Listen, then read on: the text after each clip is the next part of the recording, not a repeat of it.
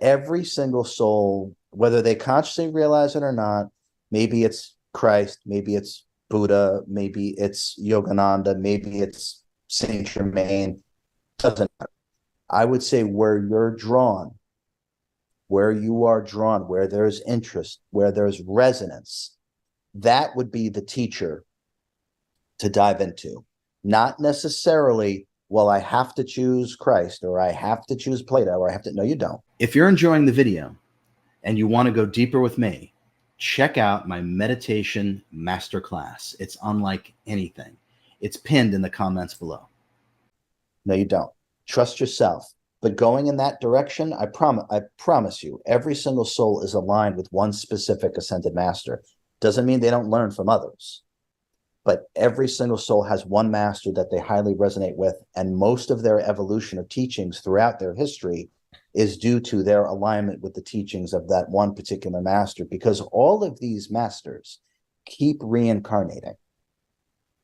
They keep reincarnating. Now, it's an accepted spiritual belief that we're channeling Buddha, channeling Christ, okay. Most of the time, 99.9% of the time, that's not who or what they're channeling.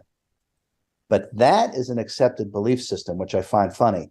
But it is not an accepted belief system to realize that these masters keep reincarnating, and they do. And most of the time, nearly all of the time, a master is not recognized during their incarnation. They are typically recognized once there's been some distance from them. And then we look back throughout history and then we say, oh, of course, that was a master. But at the moment, we couldn't see past our own delusions to recognize the divinity of that being. That's so interesting. And to continue on that, does life, do you think from your perspective, does life show that ascended master to you? Or do you have to go out there and research and try to find that ascended master that feels drawn to you? Both. So when you're ready, when the student is ready, the teacher appears, right? Yes. So when you're ready, all of a sudden, there'll be some video that comes into your feed, or someone will mention something, or you'll be in the bookstore or searching on Amazon, and all of a sudden, just something, oh, and there's just this pull, this resonance. So the statement is true. When the when the student is ready, the teacher will appear. So it's not so much a seeking as it is more that we've reached a certain frequency in terms of how we are shedding the false self, and the true frequency starts to emanate. And when the true frequency and vibration starts to emanate, what is meant for you will be drawn unto you vibrationally. And one of those things that is meant for us and what we draw is our true teacher, our ascended master. RJ Spina, are you an ascended master? I'm RJ in this life. And so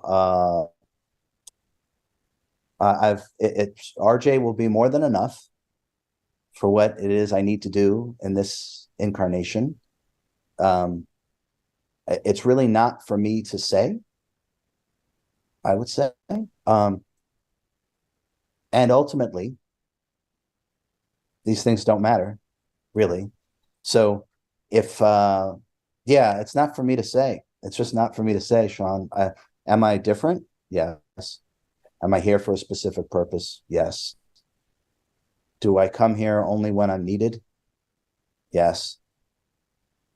So I kind of gave you your answer without saying it, but ultimately, and I really mean it, it doesn't matter. It truly doesn't matter. Work with what resonates. And if my work in this incarnation as RJ is what deeply resonates within you, then it's okay for RJ to be your teacher. Okay, it's okay for RJ to be your teacher. And if what I'm producing in this life and my vibration, just as I am in the works, are not resonating with you, then it's okay for RJ not to be your teacher. So, but I'm comfortable saying that I am a timeless teacher of humanity, and I'll let everyone else take it from there. I completely agree with you. Thank you so much for that. And the last question, the last one. So this podcast is called Life Formula, and I'm just on the mission with this podcast just to explore, interview some amazing guests such as yourself, authors, CEOs, whoever comes into, just to see from their perspective, because I'm very open minded. I love learning from different perspectives and people on what they deem as a perfect life in their opinion. And I wonder with us if we've already answered what your life formula would be. Like what actually matters in our life. So if you could, or you could say it is just as simple as know thyself, be thyself, love thyself.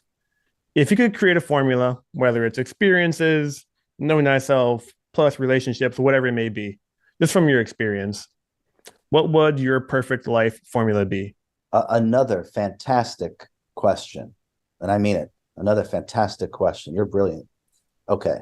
Um, in some way, Sean, I would say the first two books, and there's many more. The first two books, in a lot of ways, lay out a process and a formula to be able to be your true self, to become enlightened, to heal yourself, et cetera, et cetera, et cetera. So in many ways, the books really capture that.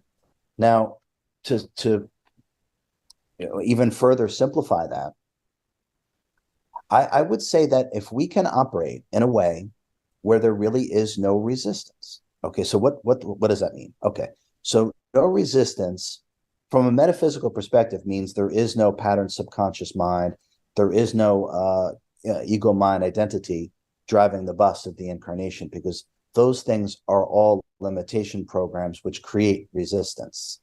Okay, so the ultimate plan is to become self-realized, but we can make it very simple in that the idea that if you have any issue expressing honestly, if you can't honestly be yourself all the time, and that true self is love, it is wisdom, it is compassion, whose subsets are talents and abilities, and if you can't tangibly feel your own power, then I would say we haven't operated optimally in this incarnation.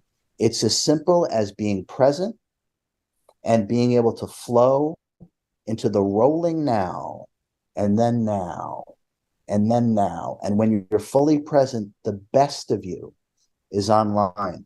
If the best of you is online, you have succeeded. What else is there besides bringing all of you to each moment?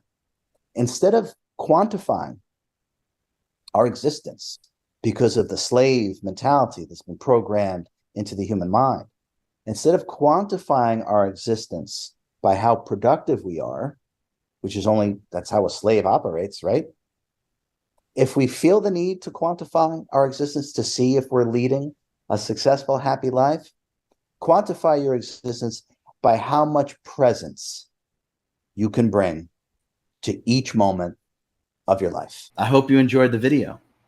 Now, if you are desirous of more of the real you and less of your conditioned, agitated mind, if you know that you can create a life that you're not leading right now, but you know you can, check out my meditation masterclass. It's pinned in the comments below.